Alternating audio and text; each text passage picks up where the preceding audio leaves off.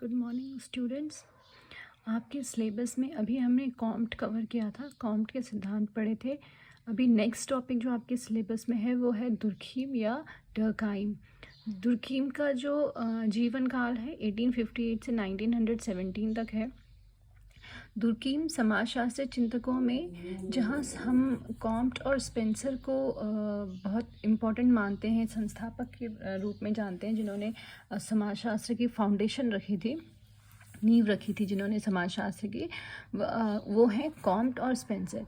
वहीं अगर हम बात करें वेबर, दुर्कीम और मार्क्स की, तो वो हम शास्त्रीय परंपरा से जोड़कर उन्हें हम देखते हैं। शास्त्रीय परंपरा इसीलिए हम उन्हें वेबर, दुर्कीम, मार्क्स और पेरेटो जैसे समाजशास्त्र विचारकों को हम शास्त्रीय समाजशास्त्री या शास्त्रीय विचारक के नाम से नाम उनके साथ जोड़ते हैं। फ्रांस के सामाजिक विचारकों में कॉम्ट के बाद जो सबसे बड़ा नाम आता है वो आता है दुर्कीम का। अभी हमने देखा कि क्योंकि समाजशास्त्र की जो शुरुआत है वो यूरोप से हुई है, तो फ्रांस और जर्मनी जैसे जो देश हैं वहाँ से आपके कई समाजशास्त्रियों का नाम जोड़ा गया है।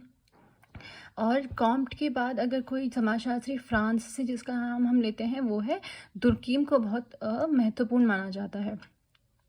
उसी के साथ जैसे कॉम्ट ने अपने विचारों को रखा था और तब ये कहा था कि समाजशास्त्र की जो कल्पना है वो हम विज्ञान से कर सकते हैं, उसमें कुछ भी काल्पनिक नहीं होना चाहिए।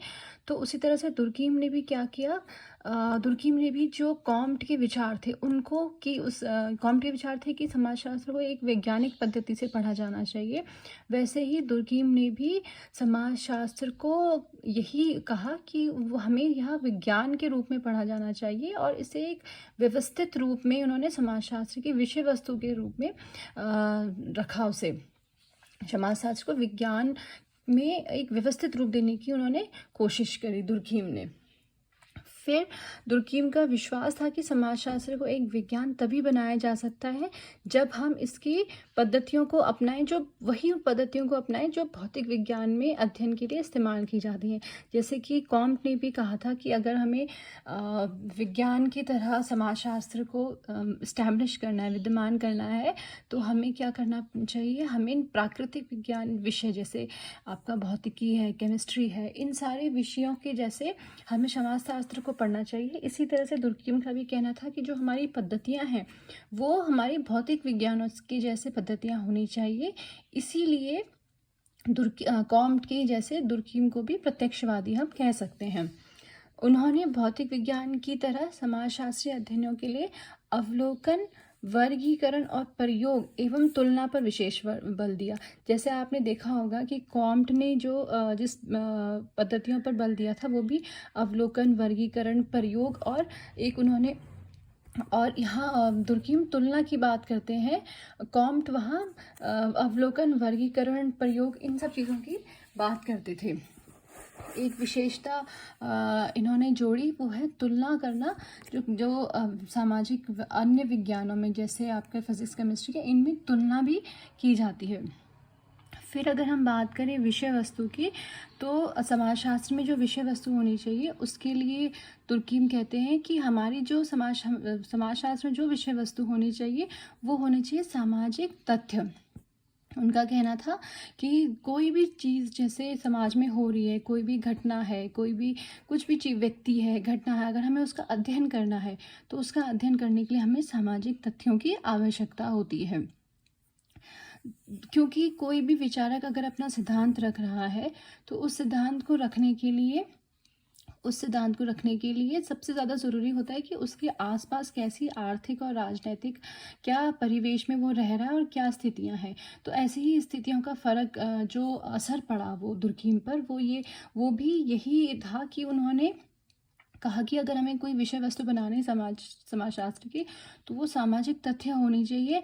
और क्योंकि उस समय फ्रांस में बहुत से औद्योगिक और धार्मिक जो क्रांतियां चल रही थी, यही कारण था कि दुर्कीम ने नैतिकता पर बहुत अधिक बल दिया। उन्होंने कहा कि किसी भी धर्म का अस्तित्व बिना नैतिकता से नहीं बन सकता, इसीलिए उन्होंने नैतिकता को भी सामाजिक तथ्य बताया। फिर अगर हम बात करें पद्धति की, समाजशास्त्र में क्या पद्धति का प्रयोग किया है दुर्कीम ने, तो हमने देखा कि कॉम्ट की जब हम बात करते हैं तो हमने देखा कि उन्होंने प्रत्यक्षवाद को पद्धति बनाया अपना, और उन्होंने भी वर्गीकरण, अवलोकन और प्रयोग, उन्होंने कहा कि जिस तरह से जिस तरह से प्राकृतिक विज्ञानों में प्रयोग किया जाता है उसी तरह से हमें भी प्रयोग करना है, कल्पना नहीं करनी है। उसी तरह से दुर्कीम का भी यही मानना था कि जो भी हम अध्ययन कर रहे हैं समाजशास्त्र में, या अगर हम कोई सिद्धांत बना रहे हैं, तो उसका जो भी आधार है वो वैज्ञानिक आधार होना चाहिए, और हमें अधिक से अधिक बल देना चाहिए अवलोकन करने, चीज़ों को देखने में, उनकी तुलना करने पे, और फिर उन्हें कैटेगरी में बांटने के लिए या वर्गीकरण करने के लिए। उनकी किताब थी रूल्स और सोशोलॉजिकल मेथड, जिसमें उन्होंने सामाजिक तथ्य के बारे में लिखा, और अपने पद्धति शास्त्र का उसमें उन्होंने वर्णन किया।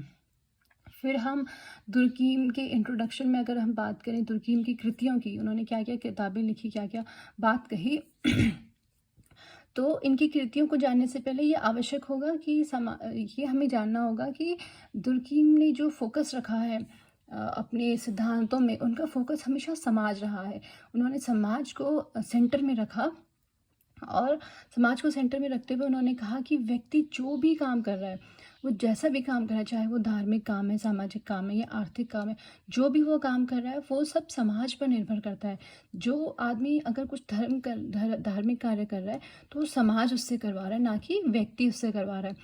आगे आप देखेंगे कि और जो अन्य समाजशास्त्री विचारक हैं वो व्यक्ति को ऊपर रखते हैं, ना कि समाज को ऊपर रखते हैं।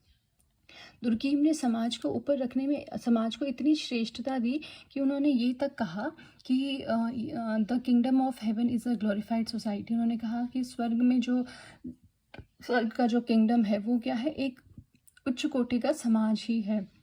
फिर समाज के बारे में वो कहते हैं कि society is the supremest thing possible. कहते हैं कि समाज ही जो है अंतिम और एक श्रेष्ठ चीज़ है जो हो सकती है। इसलिए इनके इन वाक्यों से हम देख सकते हैं कि उन्होंने समाज को व्यक्ति से कितना ऊपर रखा। फिर उन्होंने दुर्कीम के जो सिद्धांत हैं, मुख्यतः 4 सिद्धांत उन्होंने दिए हैं: श्रम का विभाजन, सामाजिक तथ्य, आत्महत्या और धर्म। आपके सिलेबस में सामाजिक तथ्य है, सोशल फैक्ट है, फिर आत्महत्या है, सुसाइड है, और एक और सिद्धांत है आपके सोशल सॉलिडारिटी, सामाजिक सौहार्द, जिसमें एकजुटता के बारे में बताया उन्होंने। वो मैं आपको नेक्स्ट टॉपिक में कराऊंगी। Thank you.